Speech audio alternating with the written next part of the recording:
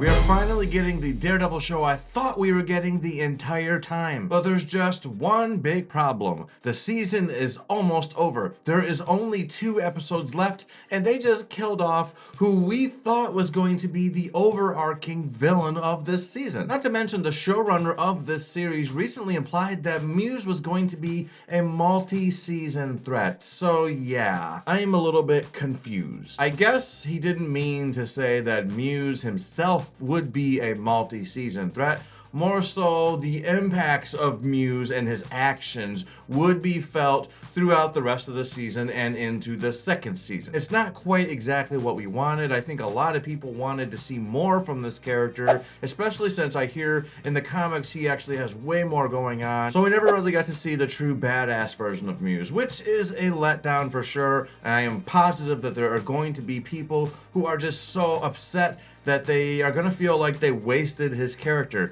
But let's not get too upset about it. I do think this was a great episode. I enjoyed it quite a bit. I am liking things a lot more these last 2 episodes. So let's dive in and talk about episode 7 of Daredevil Born Again.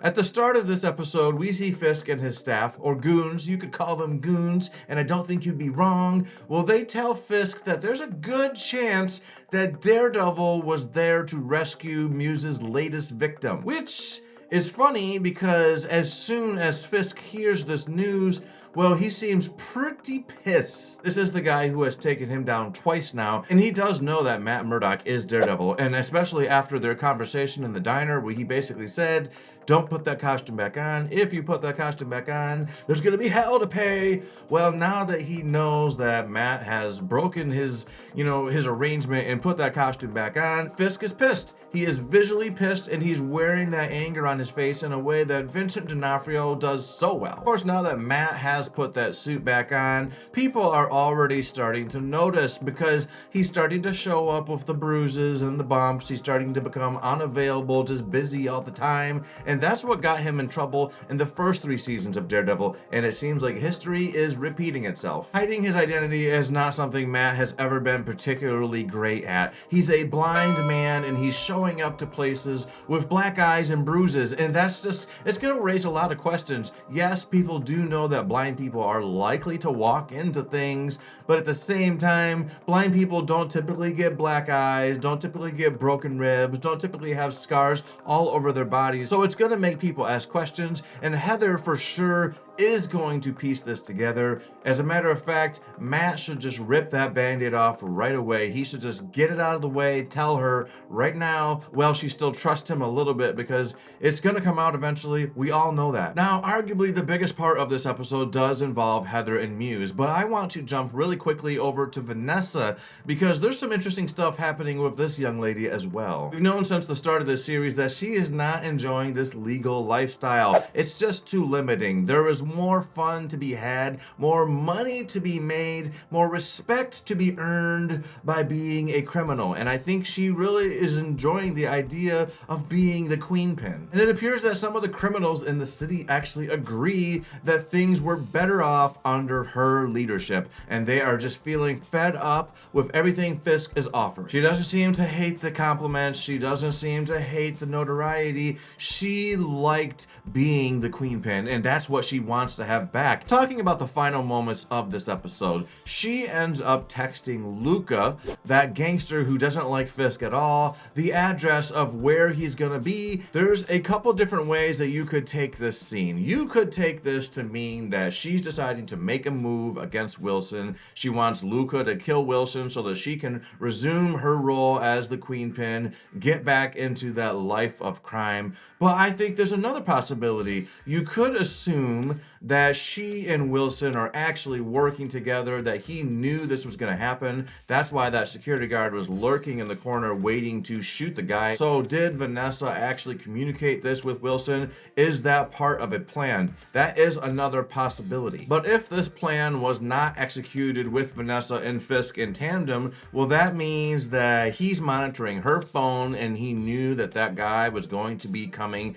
to gut him like a fish Or shoot him, I guess. So yeah, questions that need answering, and answers that I am sure we're gonna get in the next episode. Fisk is either gonna be really pissed at Vanessa, or he's gonna give her a high five and say, job well done. Jumping over to that big event, Heather has one of the worst patients any therapist could ever ask for. His name is Bastion, and he becomes a subject in this investigation when this woman, who is not Yuri Watanabe, figures out that this piece of cloth that she finds at the crime scene is not actually a piece of cloth, it's actually a part of a canvas. She goes and finds out, oh, this is an extremely rare canvas. It's only sold at this and this store, and it's only sold to this and this people, and cross-checking reference and all kinds of police magic, and all of a sudden Bastion is the suspect, and this guy is at his therapist office. Heather, who is Fisk therapist, Matt's girlfriend, this woman has really become a central key player in this story. And you find out that this guy Bastion is Muse for sure, but also that he credits this therapist, Heather,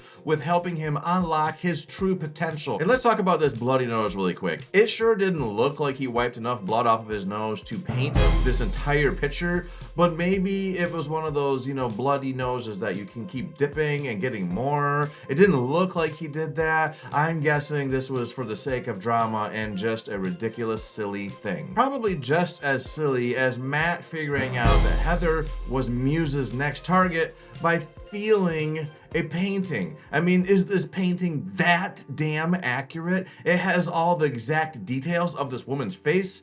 I call bullshit. I call magic and bullshit. But yeah, Bastion confesses who he is to Heather, and he proceeds to try to make some more art. He's got a demand. There's probably people that are interested in these paintings that are coming up. He's got things to do, so he tries to start draining some of that blood and making a new piece of art, something like worthy of the avant-garde, when Daredevil busts through the glass and they start fighting. I think one thing I loved about this fight is the fact that we get to see our best look yet at this new costume. Daredevil in the previous series was only ever shown at night. I mean, that's it. He's like Batman. But people do commit a lot of crimes throughout the day, so it does make sense that we would get to see him in broad daylight, and it does feel weird. It felt weird when we saw Batman in broad daylight in The Dark Knight Rises, but there was a great look at Batman's costume, and this is a fantastic look at Daredevil's costume. I liked the scene, and I liked that I could actually make out some of the details of this thing. And it all comes to an end after Heather grabs that gun and just pows right into Muse and kills the guy, so he's dead. So we can pretty much decide that Muse is not going to be the threat of the next two episodes. So what does that leave us?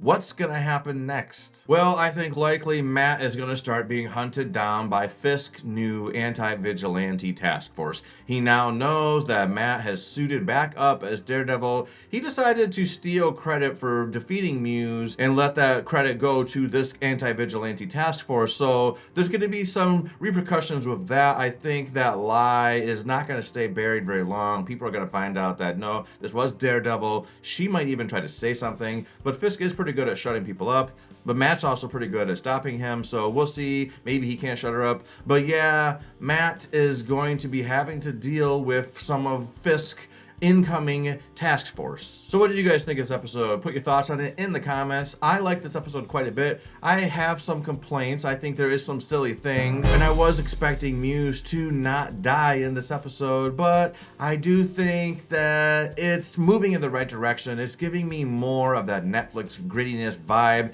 It's feeling a bit more complete. We're finally getting a Daredevil TV show. It felt like the Matt Murdock story for most of this season, and so I am really glad that it is getting back to that Netflix quality. It's not all the way there, don't think that. This is not as good as the Netflix show. It's just not. I'm sorry. If you like it, that's great, but I think there's a lot of people out there that are gonna agree with me on this. But anyway, put your thoughts on this episode in the comments. If you like this video, please hit the like button to let me know that you liked it. And if you want to hear more things from me, subscribe to this channel. Later.